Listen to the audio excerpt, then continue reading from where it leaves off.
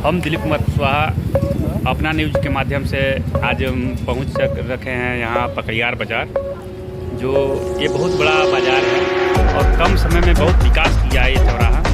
तो आज हमारे कुछ यहाँ पे चाचा लोग बैठे हुए हैं। तो मैं ये जानना चाहता हूँ कि अभी जो चुनाव हुआ है और जो चुनाव होने वाला है और जो 9 सीटों पे उपचुनाव होने वाला है, तो यहाँ दबदबा किसका रहता है और किसकी सरकार बनेगी। मैं अपने यहाँ इन लोगों से पूछता हूँ कि ये लोग किसको चाहते हैं और क्यों चाहते हैं। चाचा, आपका नाम क्या है? हमारा नाम कैलाश, गाँव कैलाश पाल,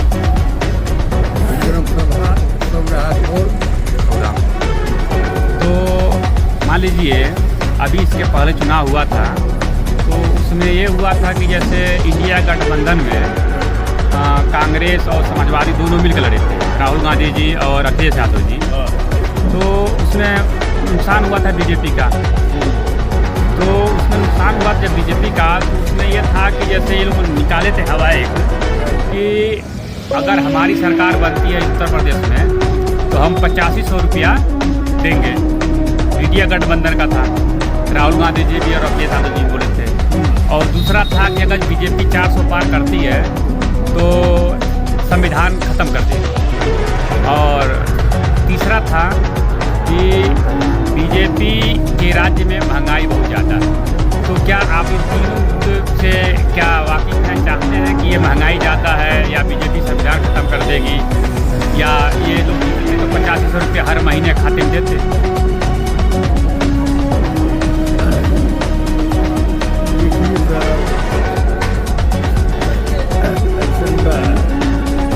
कहता जो हम देवे नहीं कर आज ये कहता हम हमारा सरकार जब हो जाएगा तो हम देखेंगे कि हमारे साथ कैसे लोग किए हैं, तो उस पर हम जरूर विचार करेंगे।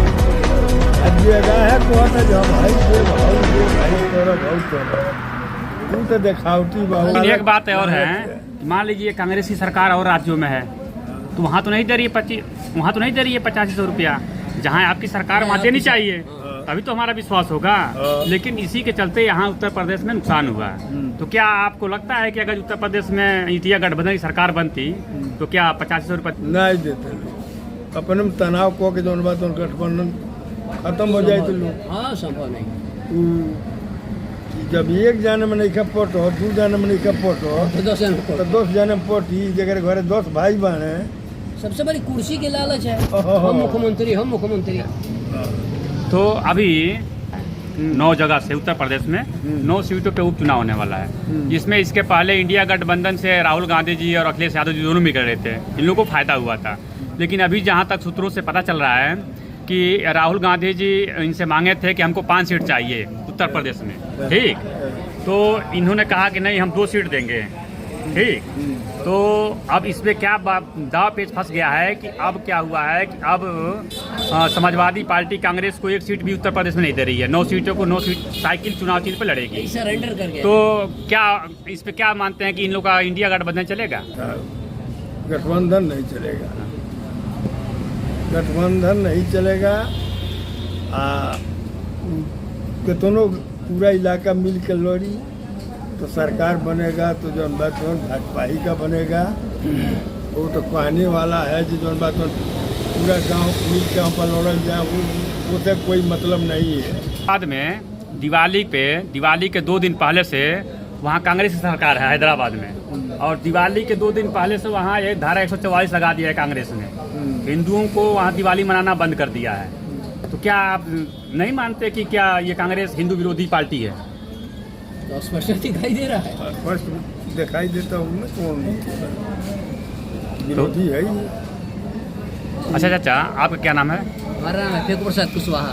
वेद प्रसाद कुशवाहा। कहाँ घर है? कहाँ घर है? पिपरा बरसिवान। पिपरा बरसिवान। तो अभी जो उपचुनाव होने वाला है उत्तर प्रदेश में 9 जगह से, तो इसके पहले इंडिया गठबंधन दोनों मिल लोग अखिलेश यादव जी और ये राहुल गांधी जी मिलकर चुनाव लड़े थे, इन लोगों को फायदा हुआ था। लेकिन अभी जो उपचुनाव में जहाँ तक पता चल रहा है कि इन लोगों को अब जो गठबंधन था, ये इन लोगों का गठबंधन नहीं चल रहा है, और अखिलेश यादव जी 9 सीटों पे अकेले चुनाव लड़ेंगे। तो क्या आने वाले जो 2027 की चुनाव है तो 2027 में इनका गठबंधन चलेगा? मतलब यह है, देखिए, स्वार्थ जहाँ रहता है, स्वार्थ, वहाँ गठबंधन नहीं चल पाता है। अब जैसे ये सरेंडर बोल गए हैं अपना, इनको ये हुआ है, राहुल जी को ये हुआ है कि किसी भी तरह से चाहे हमको जो भी करना पड़े, भाजपा को हरावे, अखिलेश को हरावे, अखिलेश को जितावे, लेकिन उनके वैसा है नहीं, जनता ने जिताएगी। आप एक कुछ करके क्या करेंगे, हम क्या करेंगे, लेकिन जनता देख रही है इन लोगों का काम, तो कैसे वो इनके पक्ष में जाएगी। अब बताइए, जैसे हैदराबाद की आपने बात कहा, आज पूरे इंडिया में मनाया गया दिवाली। हाँ, एक बात है, जैसे प्रदूषण की बात होती है या कोई बात होती है, तो अन्य जगहों पर ये हुआ है कि सीमित समय में 1 घंटे पड़काइए, आधा घंटा पड़काइए, लेकिन रोक नहीं लगाया है। आपके धर्म को रोक। अच्छा, क्या बीजेपी में महंगाई ज़्यादा है? ये तो कहने वाली बात है, महंगाई ज़्यादा नहीं है। कितना तनख्वाह बढ़ा है, कितना अन्य चीज़ें बढ़ा है, तो उसके एवज में देखिए तो महंगाई नहीं बढ़ा है। एक वेतनभोगी, देखिए, एक वेतनभोगी अध्यापक जो है 60-70 हज़ार पाता है, तो 30 रुपया किलो वो भी आलू खरीदता है। आपके एको पैसा नहीं पाते हैं तो 30 रुपया आप करते हैं, तो महंगाई आपके लिए है, लेकिन वेतनभोगियों के लिए। अच्छा, एक बार लोग कहते हैं कि सिलेंडर कांग्रेस के ज़माने में सिलेंडर 300-250 था, ठीक, और बीजेपी जब से आई है तब से 900 रुपया हुआ है सिलेंडर। तो महंगाई बढ़ी है, तो हम पूछना चाहते हैं आपसे कि क्या उस समय, जो इस समय दिहाड़ी चल रही है मजदूरों की, क्या उस समय भी वो दिहाड़ी थी? नहीं, बहुत कम था उस समय। 50 रुपया दिहाड़ी। हाँ, ई बतिया जब से आई तब से। अब उस समय क्या सबके घर में सिलेंडर था? क्षेत्रों में बढ़ा है, तब वो बढ़ा है। कमाई बढ़ी है ना लोगों की। अच्छा, कमाई बढ़ी तभी तो।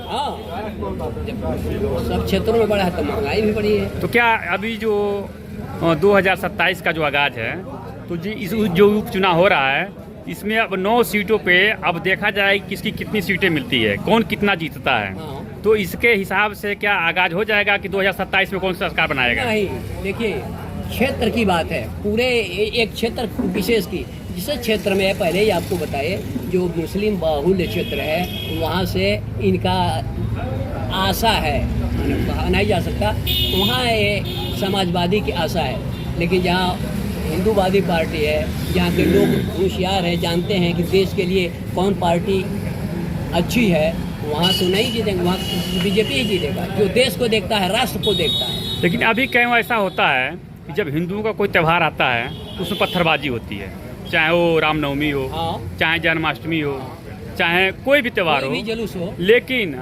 वही दूसरे मजहब का जब त्यौहार आता है तो वो उसमें कोई पत्थरबाजी नहीं होती है। तो ऐसा क्यों होता है? ऐसा तो यही ना गलती है सरकार की, यही ना तुष्टीकरण है, यही तुष्टीकरण है कि हिंदुओं के ऊपर होता है, इनके नेता, इनके मौलाना, ये लोग अपने जोकों को भड़का कर ऐसा कराते हैं। उनको ये नहीं कहते भाई अपना धर्म मना रहे हैं, तुम भी अपना धर्म मनाओ, हम मनाओ, लेकिन वो उनको भड़का कर और जगह जगह बवाल कराते हैं।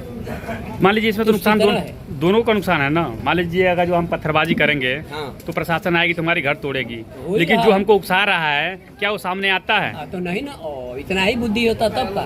उनको, उन युवकों को कुछ ऐसी बातें लोग भड़का देते हैं, कह देते हैं कि जिस पर वो उड़ जाते हैं और ऐसा गलती। तो किसको सोचना चाहिए? पब्लिक को सोचना चाहिए ना कि हम नेताओं के बातों पे क्यों जाएं? अरे पब्लिक इतना समझदार जल्दी नहीं होगी, धीरे धीरे चेंजिंग होता है। ये समाज है ना, समाज में धीरे धीरे। चाचा आपका क्या नाम है? किसी जमाना था, जमाना मुन्नीलाल गुप्ता। कहाँ घर है? चरघरवा। अच्छा, तो हम आपसे ये पूछना चाहते हैं कि जो 2013 से पहले कांग्रेस की सरकार थी, 59 साल कांग्रेस ने राज्य किया, ठीक, और 2013 के बाद बीजेपी सरकार है, तो क्या सुरक्षा के मामले में क्या कांग्रेस में बढ़िया काम था या बीजेपी में? बीजेपी में सबसे बढ़िया काम था। वो जो है किसी का बरावा नहीं था, सबको लेकर के चल रही थी। लेकिन कुछ लोग बीच में जो है इतने अडम्बना रच दिए कि अडम्बना के जरिए जो है वो जो है जाति पात का बंटवारा कर दिए और जाति पात का लेकर के सबसे ज़्यादा उछाला जा रहा है। लेकिन जाति पात अगर जो बीजेपी में हुआ है हाँ। तो इसके पहले भी तो हुआ है। कैराना हाँ, कांड किसके सरकार में इसके हुआ था? पहले मुलायम भी सिंह की हुआ सरकार है। में हुआ था। मुजफ्फरनगर कांड मुलायम सिंह की सरकार में हुआ था। हिंदुओं को वहाँ से खदेड़ा गया जम्मू कश्मीर से, किसके सरकार में? कांग्रेस की सरकार में हुआ था। तो अभी लोग सिर्फ बदनाम करते हैं बीजेपी को कि बीजेपी के राज में हो रहा है। क्या इसके पहले नहीं हुआ था? नहीं हुआ था, इसके पहले भी हुआ था।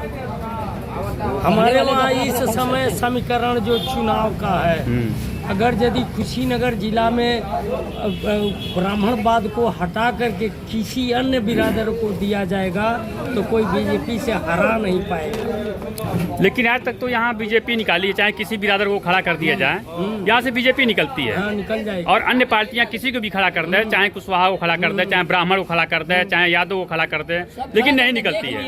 देख लिए हैं, विजय कुशवाहा जी ये लड़े थे ना बहुजन से, 2 बार बहुजन से लड़े थे, सफलता नहीं मिली। अब की बार समाजवादी में मेहनत कर रहे हैं। नथुनी कुशवाहा भी लड़े हैं। हाँ। विजय प्रताप कुशवाहा, मौर्य, केशव मौर्य, केशव मौर्य नहीं, केशव मौर्य तो बीजेपी में है। स्वामीनाथ मौर्य, स्वामी प्रसाद मौर्य। लोग ऐसा पार्टी लेके आए ले लोग सब कि वहाँ लौट के चल गए लोग, क्यों विजय नहीं लेके बोलते आदमी नहीं क्यों। लेकिन लोग कहते हैं कि दो लोगों की जोड़ी, 2 युवाओं की जोड़ी, तो मतलब ये 56 साल उम्र हो गया राहुल गांधी जी का। 56 साल, क्या 56 साल का आदमी युवा होता है क्या? नहीं, वो जुआ है, बुजुर्ग है। उसके वो जो है शादी नहीं की है, इसलिए जुआ माना जाता है। हाँ, शादी नहीं की है। अरे शादी नहीं तो की योगी है, जी भी तो शादी नहीं किए हैं। शादी वो भीतर हो जाता है, 50। अरे एक चीज और सवाल है चाचा की, बताइए। लोग कहते हैं कि मोदी जी बहुत महंगे कपड़े पहनते हैं, बहुत कपड़े बदलते हैं। तो कुछ लोगों का कहना है कि ठीक है कि मोदी जी कपड़े बदलते हैं, लेकिन इसके बाद अब योगी जी आने वाले, एक ही कपड़ा पहनते हैं। तो क्या योगी जी इनसे तगड़ा काम करेंगे या मोदी जी बढ़िया काम कर रहे हैं? आने वाले दिनों में काम हाँ। करेंगे, आने वाले मोदी जी दिनों में भी योगी जी अच्छा काम करेंगे। यही से लोग कहते हैं ना हाँ। कि योगी जी जो मोदी जी हैं बहुत महंगा कपड़ा पहनते हैं, विदेश घूमते हैं ज़्यादा, वो कई कपड़े बदलते हैं, कोट बहुत महंगा होता है, उनका कपड़ा बहुत महंगा वो होता है। प्रधानमंत्री देश का वो है तो वो नहीं पहनेगा, तो वहाँ का जो बॉडीगार्ड है वो कब पहनेगा। लेकिन कांग्रेस में भी तो नेहरू जी का कपड़ा पेरिस में धोने के लिए जाता, पहले की छोड़िए, तो वो नहीं महंगा था। ये आदमी अपना कपड़ा पहनता है बहुत महंगा। कौन सोने चांदी कपड़ा पहने ना? अरे यही कपड़ा हम पहनते हो, यही कपड़ा है। खादी भंडार। लेकिन मायावती जी का भी तो सैंडल विदेश से आया था, एरोप्लेन से, स्पेशल एरोप्लेन से। मायावती जी का भी तो सैंडल आया था विदेश से, एरोप्लेन तो से। वही ना, तो वो नहीं महंगा माना जाएगा। भाजपा सब लोग जो इतने हैं तो वो दिखाई देता है। अच्छा एक चीज बताइए, आप लोग बुजुर्ग हैं, आप लोगों को बहुत ज्यादा अनुभव है। हम कहते हैं कि लोग कहते हैं राहुल गांधी गांधी परिवार के हैं, ठीक? आप लोग एक मिनट, आप लोग सोच समझ के बताइएगा। गांधी जी जो थे ये गुजरात के थे और पंडित जवाहरलाल नेहरू पाकिस्तान से आए थे। ये लोग नहर के किनारे बसे हुए थे, ठीक? तो हमको ये नहीं समझ में आता है, मान लीजिए आप लोग बुजुर्ग हैं, आप लोगों को अनुभव ज़्यादा है, हमको ये नहीं समझ में आता है कि ये लोग गांधी कैसे हो गए। गांधी ये इसलिए हुए, महात्मा गांधी जी हमारे यहाँ, महात्मा गांधी जी कहलाए, देश स्वराज कराए, सब कुछ कराए। वो जो है पंडित जवाहरलाल नेहरू मस्जिद में नमाज करते थे, मंदिर में पूजा करते थे, इसलिए हिंदुओं का जो है कहना था कि वो पंडित थोड़ा है, वो तो पाकिस्तानी मुसलमान है। वो तो जिन्ना के, हमको जहाँ तक पता है कि वो जिन्ना के भाई थे, वो लोग जिन्ना के पटीदार थे। नहीं, वो अब मुसलमान नहीं होते तो इंदिरा फिरोज से क्यों शादी करते? अच्छा एक चीज बताइए, मर्द का जात होता है या औरत का जात होता है? मर्द का जात होता है। तो जब इंदिरा गांधी तो नहीं कहना चाहिए, इंदिरा पंडित ही कहना चाहिए, लेकिन जब इन्होंने फिरोज खान से शादी किया तो ये खान परिवार में जाना चाहिए ना इनका। खान परिवार नहीं, वो वास्तव में था जो फिरोज, वो गांधी एक मुसलमानों में होते हैं, गांधी जो बेचते हैं तेल, गांधी एक मुसलमानों में वही था, वो फिरोज गांधी, उसी के नाम पर हो गया। तो यानी कि गांधी परिवार जो, जैसे इंदिरा गांधी का नाम आया है, गांधी है तो इनका तो पूरा खानदान, जैसे मान लीजिए राहुल गांधी, सोनिया गांधी, प्रियंका गांधी, राजीव गांधी। तो राजीव गांधी जी शादी किए विदेश में, इटली में। जहाँ तक पता चलता है कि जो सोनिया गांधी है ये बियर बार डांसर थी, इनका 7 बहन है, ये ईसाई हैं। तो जब ये इंदिरा गांधी शादी की तो ये गांधी रह गई, लेकिन जब वो ईसाई आई यहाँ पे तो ये इनकी औरत बनी तो ये गांधी हो गई। फिर रॉबर्ट वाड्रा अलग धर्म मानता है, वो हिंदू नहीं है रॉबर्ट वाड्रा, ठीक? तो उस समय जब इनकी लड़की शादी की प्रियंका गांधी, तो इनको वाड्रा परिवार में जाना चाहिए ना, अपना सरनेम उसमें रखना चाहिए जिस जात के हैं। भजाते हैं, कहने का मतलब गांधी का नाम भजाते हैं, उसका लाभ लेना चाहते हैं, जो जानने वाले हो जानते हैं, ये लोग हैं नहीं। भैया आपका क्या नाम है? राकेश मौर्य। अच्छा मौर्य जी, ये बताइए, ये जो अपना 329 विधानसभा है, ये मौर्याओं का गढ़ है, मौर्य का गढ़ है। यहाँ से विजय कुशवाहा जी 2 बार बहुजन से चुनाव लड़ चुके हैं, एक बार निर्दलीय लड़ चुके हैं, और अब की बार समाजवादी से जहाँ तक मेहनत कर रहे हैं कि समाजवादी से टिकट मिल जाए। तो क्या ये जो चुनाव है, ये जातिवाद पे चुनाव लोग जीता जाएगा या विकास पे? देखिए, इसमें विकास और जातिवाद दोनों है। विकास और जातिवाद इसमें दोनों रहेगा, कभी नहीं जाएगा। जातिवाद से भी चुनाव नहीं जीता जा सकता है और खाली विकास से भी चुनाव नहीं जीता सकता। जहाँ तक चुनाव का है तो उसमें जातिवाद और विकासवाद दोनों चलेगा, इसमें कोई दो राय नहीं। तो विकास कांग्रेस के शासन में ज़्यादा हुआ है या बीजेपी जब से 2013 के बाद हुई है उसमें ज़्यादा? विधानसभा की बात की है तो इस विधानसभा में तो कांग्रेस कभी रही नहीं है, कभी नहीं, कभी रही नहीं है, तो कांग्रेस से विकास की यहाँ उम्मीद तो कर ही नहीं सकते हैं। या 2 बार समाजवादी पार्टी रही है, तो समाजवादी पार्टी में के समय में मतलब उतना विकास नहीं हुआ, लेकिन उतना जितना था उतना में थोड़ा बहुत विकास हुआ जो होना था। अच्छा, जो अब सरकारी धन आता है, जैसे पहले आता था सरकारी धन, तो खुद स्वर्गीय राजीव गांधी जी बोले थे कि यहाँ से हम भेजते हैं जो पैसा 1 रुपया, तो पब्लिक के पास 20 पैसा 25 पैसा पहुँचता है और बीच में ख़त्म हो जाता है। लेकिन जब 2013 से जब ये ऑनलाइन वाला व्यवस्था हुआ और ये सब सिस्टम हुआ, तो क्या जो सरकारी फंड आता है वो डायरेक्ट लाभार्थी खाते में आता है या इसमें भी कोई घोटाला होता है? नहीं, घोटाला तो है। जैसे मान लीजिए इंदिरा आवास ही आता है, तो इंदिरा आवास मान लीजिए मिलता है और बैक डोर से उनसे पैसे ले ही लिए। लेकिन मान लीजिए वो पैसा डायरेक्ट आपके खाते में आ रहा है ना, आप ना निकाल के दे रहे हैं, तो गलती तो आपकी है ना उसमें। तो पहले क्या था कि पहले सांसद के खाते में आता था, सांसद से विधायक आता था, विधायक से ब्लॉक प्रमुख में आता था। आवास ही पास नहीं होगा, नहीं देंगे तो हमारे पास से नहीं होगा, हमारा किसी न किसी कारण से कट जाएगा। हम खुशी से थोड़ा दे रहे हैं पैसे, हम पैसे खुशी से नहीं। तो इसको रोकथाम कैसे किया जाएगा, कुछ आपका अनुमान?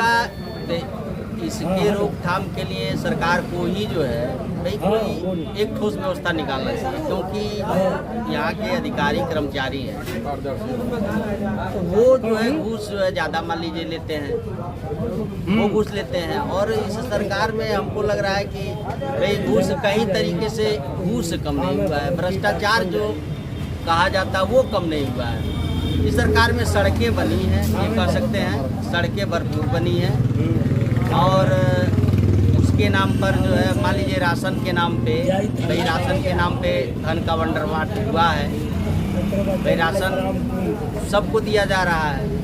तो राशन के नाम पे जो है चुनाव जीता, यहाँ से जो भी प्रत्याशी चुनाव जीता है वो राशन के नाम पे। तो चुनाव क्या सरकार को राशन बंद कर देना चाहिए या राशन को ऐसे चालू रखना? नहीं, राशन देखिए, राशन बंद करने की चीज़ नहीं है। राशन बंद करिए उस परिस्थिति में कि ये जो बने हैं, सूची जो बने हैं, पात्र गृहस्थी और अंत्योदय या जनरल जो भी सूची बनी है, ये सूची बनाने में गड़बड़ी है। जो वास्तव में पात्र व्यक्ति है, वास्तव में गरीब है, उसको चिन्हित करके उसको मिलना चाहिए। क्योंकि यदि बंद कर दिया जाए तो भाई तमाम परिवार ऐसे हैं जिनके घर के चूल्हे बंद हो जाए, इसलिए बिल्कुल इसको बंद नहीं किया जा सकता है। लेकिन जो सही तरीके से सही व्यक्ति को यह मिलना चाहिए, इसके लिए सरकार की व्यवस्था है। अच्छा, आज तक जो प्रधानमंत्री हुए हैं उसमें सबसे बेस्ट प्रधानमंत्री कौन काम किसका रहा है? देखिए, सब प्रधानमंत्री, हम प्रधानमंत्री के ऊपर हम टिप्पणी नहीं कर सकते हैं। नहीं, टिप्पणी नहीं, अपना एक व्यू रखना है। वो ठीक है, लेकिन जो प्रधानमंत्री बना है अपने अपने हिसाब से अपने अपने समय में अच्छा काम किया है। भाई मोदी को हो गया, भाई हाँ, 2 बार 10 साल हो गया, होने जा रहा है। हाँ, तो मान लीजिए अब तीसरी बार भी जो है सपना देख रहे हैं। वही विकास का जो काम है वो कुछ राष्ट्रीय स्तर पे विकास हुए हैं, राष्ट्रीय स्तर पे विकास के काम हुए हैं, लेकिन उसके साथ साथ जो है तमाम तरह के ऐसे काम हुए हैं जो नहीं होने चाहिए। अच्छा, चलिए बताइए, 2013 में एक कांग्रेस सरकार एक नियम लाती है, जब सरकार गिरने वाली होती है, वक्फ बोर्ड, नाम सुने होंगे। तो जब देश का बंटवारा हुआ धर्म के नाम पे हुआ, ठीक, तो एक देश दे दिया गया पाकिस्तान। यहाँ बौद्ध रहता है, जैन रहता है, क्रिश्चियन रहता है, ईसाई रहता है, हिंदू रहता है, भांति भांति के लोग रहते हैं, लेकिन किसी को नहीं दिया गया, एक वर्ग को दिया गया, ठीक। लेकिन क्या ऐसी नौबत आती है कि यहाँ न हिंदू को किसी कोई बोर्ड बना के दिया जाता है, न जैन को दिया जाता है, न बौद्ध को दिया जाता है। लेकिन 2013 में कांग्रेस सरकार एक वक्फ बोर्ड बना के देती है मुस्लिम को कि उसका इतना सीमित, उसका इतना अधिकार हो जाता है कि अगर वो आपके ज़मीन पे कह दे कि ये ज़मीन हमारी है, जहाँ तक सूत्रों से पता चल रहा है, तो आप कोर्ट में नहीं जा सकते, आप उस सरिया कोर्ट में जाएंगे। और एक चीज़ और बता रहा हूँ, रेलवे और सेना के बाद तीसरे नंबर पे ज़मीन सबसे ज़्यादा वक्फ बोर्ड की है। देखिए, वक्फ बोर्ड जिस दृष्टिकोण से बनाया गया और जिन परिस्थितियों में बनाया गया, ठीक है, तो वक्फ बोर्ड बनाया गया तो उस वक्फ बोर्ड का जो प्रमुख नियम थे, उस नियम को सही रूप से पालन नहीं किया गया, नहीं तो इस तरह से नहीं होता। वक्फ बोर्ड का ऐसा नियम नहीं था कि गरीब का या किसी भी उस तरह के ज़मीन को जो है वो लेके और उसको अधिग्रहण करें। तो आपको लगता है कि इसमें दुरुपयोग हुआ है? हाँ, दुरुपयोग हुआ है जब इसका अलग अलग इसके जो अध्यक्ष बने हैं। अभी एक मंदिर है, 1500 साल पुराना मंदिर है, 1500 साल पुराना मंदिर है। उस मंदिर पर वक्फ बोर्ड ने अपना हक जता दिया है कि हमारे ज़मीन पे है। तो बताइए, जो मंदिर 1500 साल पुराना है, ठीक, और 2013 में वक्फ बोर्ड बना, तो कैसे उसका हो गया? नहीं, देखिए, वो कह रहा है, तो अपना कोई आर्गुमेंट देगा कि नहीं देगा? जिससे कोर्ट में सुनवाई नहीं हो सकती ना, कोर्ट में नहीं जा सकते आप। नहीं, आप उसके सरिया कोर्ट में जाएंगे, उसका नियम है।